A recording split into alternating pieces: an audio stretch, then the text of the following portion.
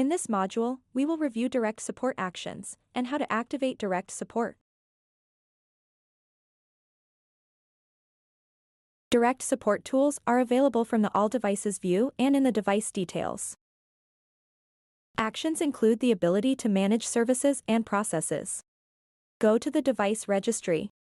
View applications. Troubleshoot printers. Access the command prompt.